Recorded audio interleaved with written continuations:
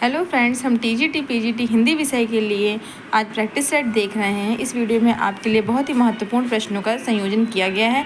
आइए हम आपका पहला प्रश्न देखते हैं। तात्विक दृष्टि से ना तो हम इन्हें कबीर को पूरे अद्वैतवादी कह सकते हैं और ना एकेश्वरवादी। कबीर से संबंधित यह विचार किसका है? यह रामचंद्र शुक्ल जी का है। आपका समय ज़्यादा ना जाए बच्चों, इसलिए मैं जो है वो चारों ऑप्शन नहीं पढ़ रही हूँ। फटाफट क्वेश्चन पढ़ के और उसके आंसर बताती चल रही हूँ ताकि आपका रिवीजन हो सके। दूसरा प्रश्न है, प्रेम और श्रृंगार का ऐसा वर्णन जो बिना लज्जा व संकोच के सबके सामने पढ़ा जा सके गोस्वामी जी का ही है। यह कथन किसका है? यह रामचंद्र शुक्ल जी का है। और रामचंद्र शुक्ल जो है वो गोस्वामी तुलसीदास के बहुत बड़े प्रशंसा करने वाले थे। उन्होंने सभी कवियों की जो रचना है उसको तुलसीदास की कसौटी पे कसने का प्रयास किया हुआ है, कसना चाहते थे। तीसरा प्रश्न है, सतपुड़ा के जंगल जिसकी रचना है किसकी रचना है? तो यह भवानी प्रसाद मिश्र जी की रचना है। चौथा प्रश्न है, नई नई काव्यधाराओं के अनेकानेक कवियों को प्रकाशित करके भी उनकी सर्वाधिक आलोचना के पात्र बन जाने वाले कवि हैं अज्ञेय जी। अज्ञेय जी ने तार सप्ताह का संपादन किया है जिसमें 7 कवि हैं और 1943 में इसका संपादन प्रारंभ हुआ था। पांचवा प्रश्न है, मगध कविता संग्रह के रचयिता हैं? इसका आंसर होगा बी श्रीकांत वर्मा जी। छठा क्वेश्चन है, भय भी शक्ति देता है किसकी काव्य संग्रह है? तो इसका आंसर सी है, लीलाधर जगूड़ी जी का है। दोस्तों, विधाओं पर विशेष ध्यान दीजिए क्योंकि आपके प्रश्न विधाओं पर जरूर बनते हैं।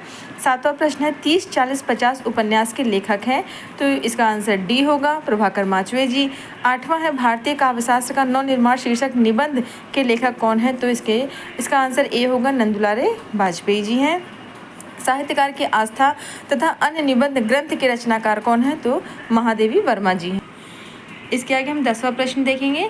मध्यकालीन धर्म साधना किसका निबंध है? तो यह हजारे प्रसाद जी का निबंध है। 11वां प्रश्न है, तिलक किस प्रकार का शब्द है? तो तिलक तत्सम शब्द है। इसका तद्भव जो होता है वो टीका होता है। 12वां है, पीढ़ी दर पीढ़ी चला आने वाला, इसके लिए समुचित शब्द क्या होगा? तो अन्वयागत होगा इसका जो एक शब्द इसके लिए। और विशेष रूप से हमें क्या है कि व्याकरण भी देखते चलना है क्योंकि व्याकरण के प्रश्न टीजीटी में ज़्यादा और पीजीटी में थोड़े से कम आते हैं, लेकिन आते जरूर हैं। निह प्लस कलंक का सही संधि विच्छेद क्या होगा? तो निष्कलंक होगा। जहाँ पर विसर्ग होता है वहाँ पर आधा सा षटकोण वाला बन जाता है, इस बात का आप ध्यान रखिएगा। 14वां प्रश्न है, कृत्रिम का विलोम है? तो कृत्रिम का विलोम क्या होगा? प्राकृतिक होगा। 5वां है, आंधी आई और पानी बरसा वाक्य में समुच्चय बोधक अव्यय है। समुच्चय बोधक का जो अर्थ होता है वो होता है 2 वाक्यों या 2 शब्दों को जोड़ने वाले शब्द को हम समुच्चय बोधक कहते हैं। तो यहाँ पर और जो है वो हमारा समुच्चय बोधक शब्द होगा। सुराग किस भाषा का शब्द है? तो यह तुर्की भाषा का शब्द है।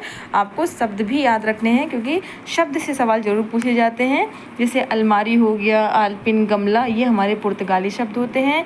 हिंदी हमारा फारसी शब्द है और चीनी शब्द है। तो इस तरह के छोटे छोटे शब्दों को भी अपने दिमाग में रखना है आपको।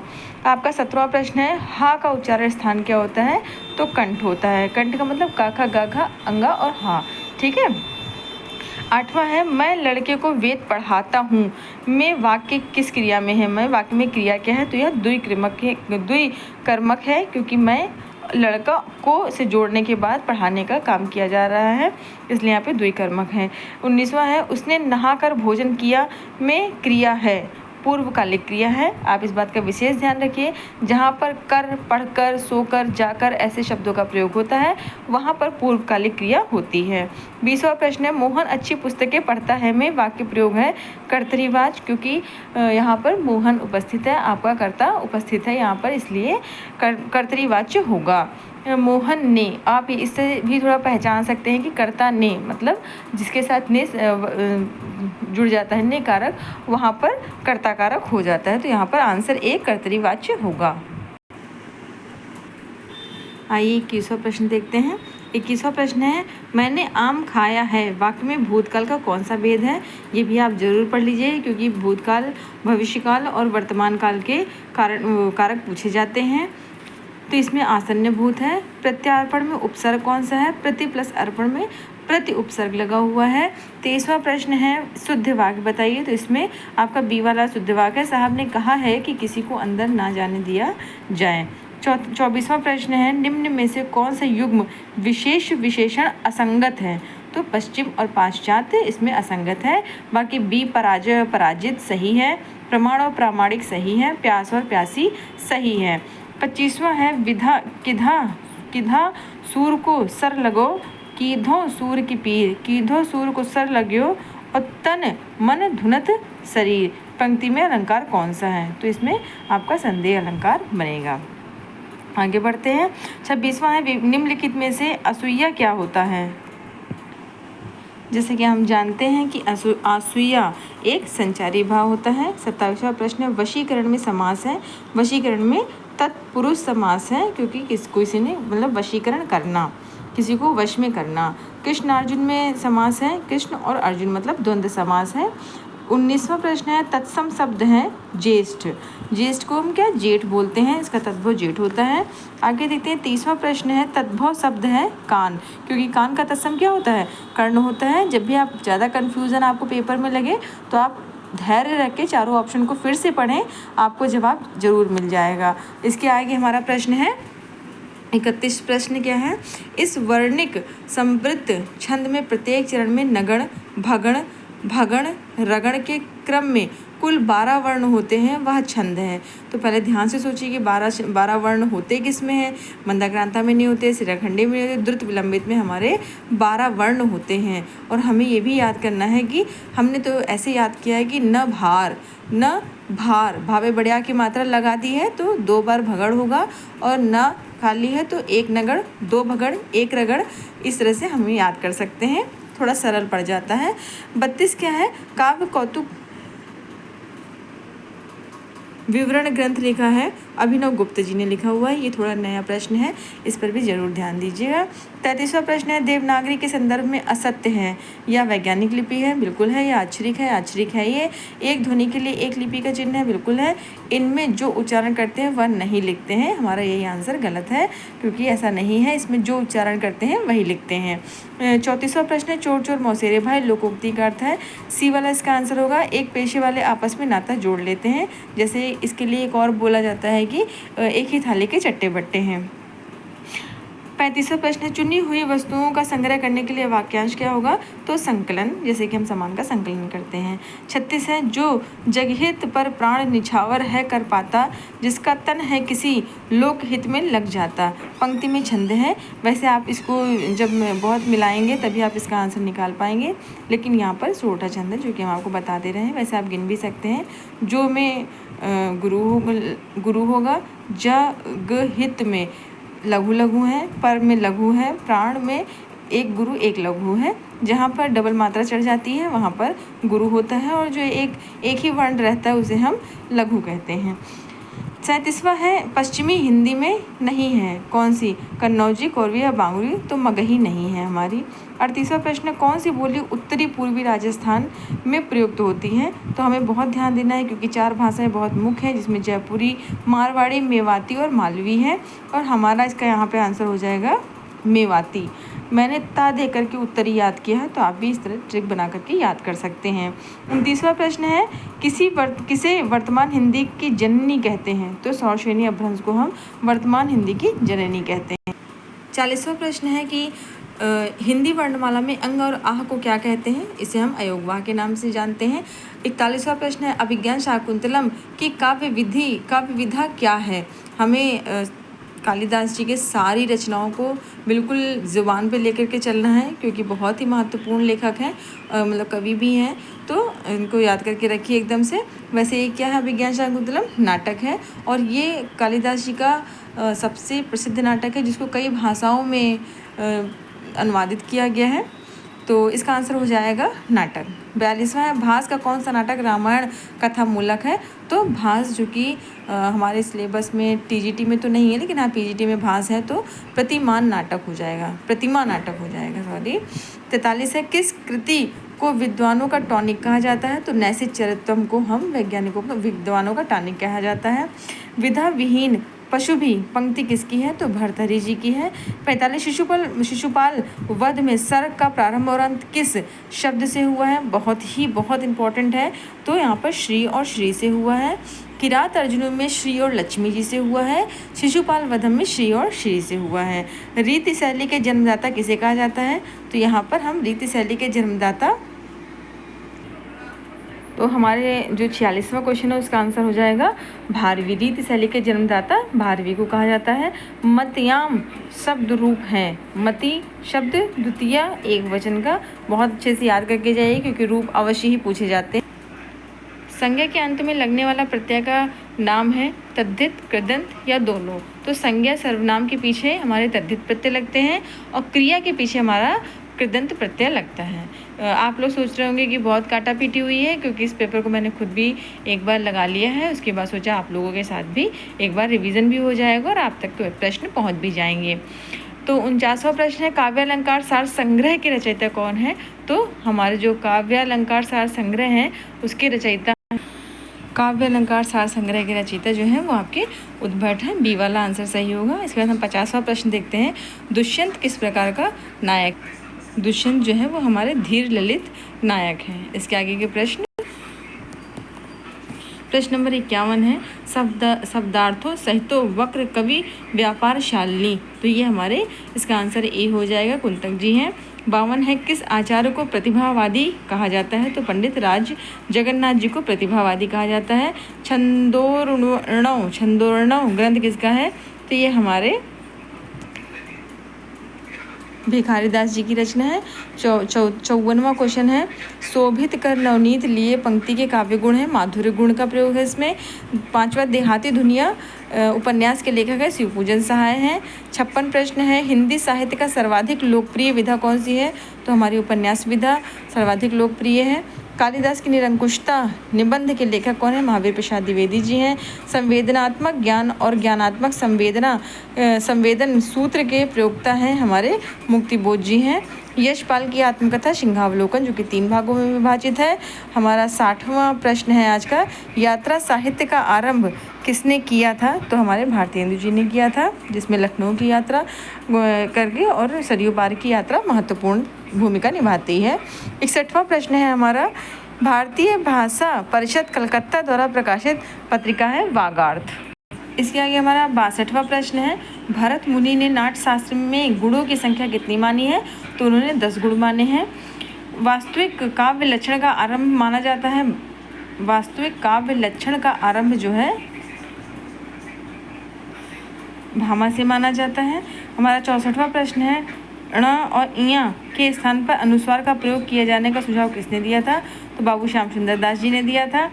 और 65वां प्रश्न है कश्मीर नरेश जयादित्य के दरबार में 2 प्रतिद्वंदी विद्वान रहते थे, उद्भट और वामन जी रहते थे। 66वां प्रश्न है सर्वप्रथम किस आचार्य ने रस के साथ औचित्य का संबंध स्थापित किया था। भरत मुनि जी का आंसर होगा। 67 है भरत मुनि ने अपने रस विवेचन में किस रस को स्थान नहीं दिया है। तो शांत रस को उन्होंने स्थान नहीं दिया। उन्होंने सिर्फ 8 रस माने हैं। शांत रस और वात्सल रस बाद में जोड़े गए हैं। इसके बाद 68वां प्रश्न है छायावाद को प्रतिबिंबवाद किसने कहा है। तो नंदुलाल वाजपेयी जी ने कहा है। छायावाद का प्रतिबिंबवाद जो है वो नंदुलाल वाजपेयी जी ने नहीं बल्कि रामचंद्र शुक्ल जी ने कहा है। हिंदी साहित्य का अतीत कितने भागों में विभाजित है। तो ये 2 भागों में विभाजित है। अपभ्रंश साहित्य में अभिमान मेरु उपनाम से प्रसिद्ध कौन है। तो पुष्पदंत जी, इनका ये उपनाम है अभिमान मेरु। 71वां प्रश्न है नजरान ए हिंदी किस कवि की काव्य कृति है। तो अबुल हसन जी की ये काव्य कृति है। 72वां प्रश्न है जैन कवियों ने कौन सी काव्य शैली प्रमुख रूप से अपनाया है। तो इन्होंने चरित्र शैली का प्रयोग किया हुआ है। चंदनबाला रास में कितने छंद हैं।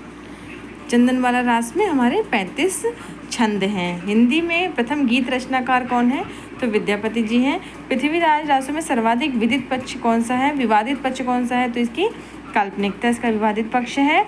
और इसका आंसर काल्पनिकता दिया हुआ है, काल्पनिक, लेकिन मुझे लगता है कि इसका सर्वाधिक विवादित पक्ष जो है वो उसकी ऐतिहासिकता है, क्योंकि कुछ लोग उसको बहुत ऐतिहासिक मान रहे हैं जबकि कुछ लोग उसको ऐतिहासिक नहीं मानते हैं और कुछ लोग अर्ध ऐतिहासिक मानते हैं, अर्ध प्रमाणिक रचना मानते हैं। 76 है इसका नाथ मुनि ने दिव्य प्रबंधम में किसकी रचनाएं संकलित की हैं। तो अलवारों की है। और 77वां प्रश्न है पैरों में पंख बांधकर किस प्रकार की रचना है। तो यह एक पैरों में पंख बांधकर उड़ते चलो राम वृक्ष बेनीपुर यात्रा वृत्तांत है। आस्था और चिंतन कृति किसकी है? तो ये विवेकी राय जी की है। ग्रामीण कथाकारों में नहीं आते हैं, कौन नहीं आता है? राजेंद्र, रेणु, शिव प्रसाद जी या मार्कंडे। तो राजेंद्र प्रसाद जी जो है वो ग्रामीण कथाकारों में नहीं आते हैं। मिस्टर श्यामनाथ, यहाँ पर श्यामनाथ गलत लिखा हुआ है, इसका श्यामनाथ होगा। मिस्टर श्यामनाथ नायक किस कहानी के हैं? तो ये चीफ की दावत के नायक हैं। राग विराग के लेखक कौन है? तो राग विराग के लेखक, राग विराग रचना जो है वो हरिशंकर परसाई जी की है। राग दरबारी जो है वो श्रीलाल शुक्ल जी का उपन्यास है। खड़ ऋतु का वर्णन किस कोटि के ग्रंथ में आता है? तो यह एक संयोग श्रृंगार के रूप में आता है।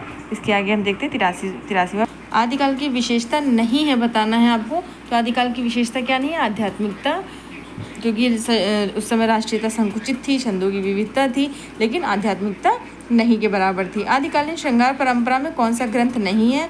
तो हमारा कीर्तिलता आदिकालीन श्रृंगार परंपरा में नहीं आता है, ये वीर रस से संबंधित है।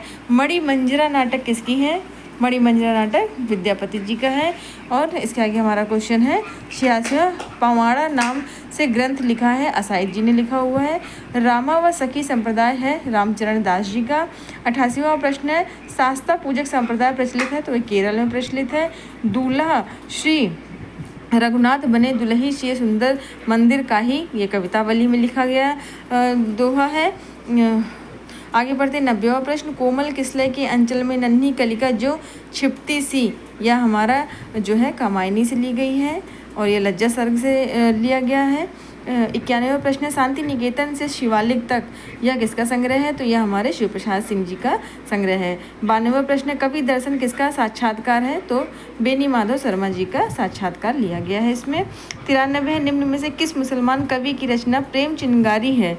तो हमारे जो है वो अली शाह जी की रचना जो है वो प्रेम चिंगारी है।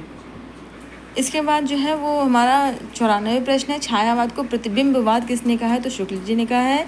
शुक्ल जी छायावाद को जो है वो बहुत अच्छे दृष्टिकोण से नहीं देखते हैं और इसमें उन्होंने कई बातें अपने रचना में, अपनी किताब में लिखी है छायावाद के लिए, तो उन्होंने इसे प्रतिबिंबवाद भी कहा है।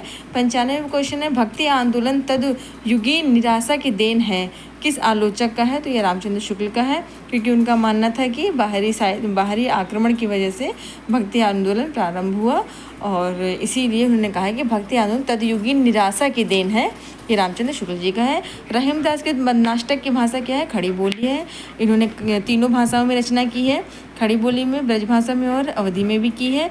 और हमारा 97वां प्रश्न है बिहारी सत्सई पर किस ग्रंथ का प्रभाव नहीं है? तो इसमें हमारा अमरु शतक का प्रभाव नहीं है, जबकि गाथा सप्तशती, आर्या सप्तशती और नीति शतक, इन तीनों का प्रभाव है। आप सरस्वती की किताब अवश्य पढ़ें, सरस्वती पांडे और गोविंद पांडे, उसमें सारे छोटे छोटे प्रश्न आपको मिल जाएंगे। आगे देखते हैं 98वां प्रश्न मोर मन गिरधर छवि पे अटक्यो, पंक्ति किसकी है? तो ये कृष्णदास की है, जो कि कृष्ण शाखा के कवि रहे हैं, अष्टचाप के भी कवि रहे हैं ये। 99 घरानंद किस संप्रदाय में दीक्षित थे? तो निम्बार्क संप्रदाय में दीक्षित थे।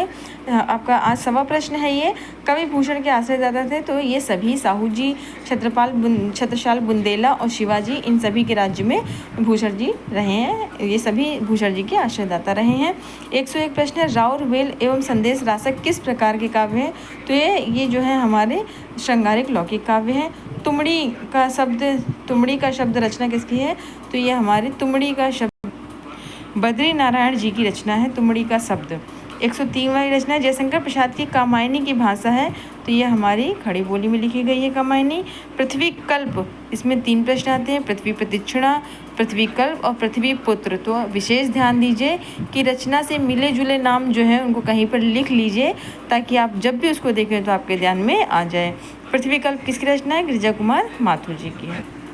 आज की वीडियो का 105वां प्रश्न है मंगलसूत्र को किसने पूर्ण किया? तो प्रेमचंद्र का उपन्यास है मंगलसूत्र, जो कि अपूर्ण था, तो उनके पुत्र अमृत राय ने ही इसे पूरा किया है। 106वां प्रश्न है मुगल बादशाह शाहजहां ने किस कवि को महाकविराय की पदवी दी थी? तो उन्होंने सुंदर दास जी को यह पदवी दी थी। सुंदर दास जी जो कि हिंदी साहित्य में भक्ति काल कृष्ण भक्ति शाखा के सबसे ही पढ़े लिखे और सुशिक्षित कवि के रूप में माने जाते हैं। 7वां, दोहरे नामकरण की प्रवृत्ति किसने शुरू की? तो शुक्ल जी ने शुरू की थी। रामचंद्र शुक्ल जी ने दोहरे नामकरण की प्रवृत्ति रखी थी। इन्होंने 4 भागों में बांटा, जैसे कि आप लोगों ने पढ़ा भी होगा, आदिकाल, भक्तिकाल, रीतिकाल और आधुनिक काल, और यही सबसे ज़्यादा ऑथेंटिक भी माना जाता है। 108वां है, साहित्य का नया परिप्रेक्ष्य के केंद्र में कौन है? साहित्य का नया परिप्रेक्ष्य के केंद्र में है नंद दुलारे वाजपेयी जी। कला को साहित्य की तीसरी आंख किसने बताया हुआ है? कला को साहित्य की तीसरी आंख बताया है आपके जगदीश गुप्त जी ने। जगदीश गुप्त जो कि आधुनिक साहित्य से जुड़े हुए हैं और उन्होंने नई कविता का प्रतिपादन भी, पत्रिका का प्रतिपादन भी किया हुआ है। 110वां प्रश्न है, हिंदी का प्रथम गद्य काव्य कौन सा है? तो हमारा जो हिंदी का प्रथम गद्य काव्य है वो है तरलाग्नि।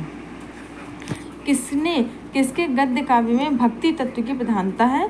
तो योगी हरि के काव्य में भक्ति तत्व की प्रधानता बताई गई है। 112 है, गोरखनाथ को पृथ्वीराज के समय का बताने वाले विद्वान हैं आचार्य शुक्ल जी हैं, क्योंकि वे मानते हैं कि गोरखनाथ के समय में, पृथ्वीराज के समय में गोरखनाथ जी थे। भारतेश्वर बाहुबली राज से भारतेश्वर को किस राज्यों का राजा बताया गया है? तो उन्हें जो है वो अयोध्या का राजा बताया गया है भारतेश्वर बाहुबली को। 113 जो है, 113 का हमारा बी आंसर सही होगा, अयोध्या। 114 प्रश्न, खुमान रासो की हस्तलिखित प्रति किस संग्रहालय में रखी गई है? इसका आंसर होगा पूना संग्रहालय में। 115 प्रश्न है, किसे हिंदी आलोचना का परशुराम कहा जाता है? हिंदी आलोचना का परशुराम जो है वो हमारे रामविलास शर्मा जी को कहा जाता है। ये एक मार्क्सवादी आलोचक भी रहे हैं। इसके बाद हमारा प्रश्न था 116वां, तुलनात्मक अध्ययन किस युग की देन है? तो हमारा तुलनात्मक अध्ययन जो है वो द्विवेदी युग की देन मानी जाती है। आइए 117वां प्रश्न देखते हैं, गार्सर तासी ने हिंदी का प्रथम कवि किसको माना हुआ है? प्रश्न नंबर है 117, अंगद को माना है। गार्सर तासी ने हिंदी का प्रथम कवि किसको माना है? अंगद को माना है। प्रथम किसको माना गया है, किसने माना है, ये बहुत ही महत्वपूर्ण है। किसी भी काल से किसी भी काल के प्रवर्तक को पूछा जा सकता है, इसलिए ये छोटे छोटे प्रश्नों को अवश्य ध्यान रखिए, क्योंकि अगर आज छोटे और आते हुए प्रश्न गलत नहीं हुए तो आपका सिलेक्शन कोई रोक नहीं सकता है। 118वां है, हिंदी के प्रारंभिक रूप को अवहट्ट किसने कहा है?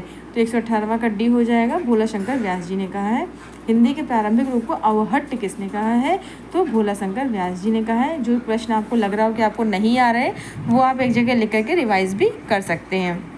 मिश्र बंधु 3 भाई में से नहीं है, ये बहुत ही महत्वपूर्ण प्रश्न है, कई बार पूछा गया है।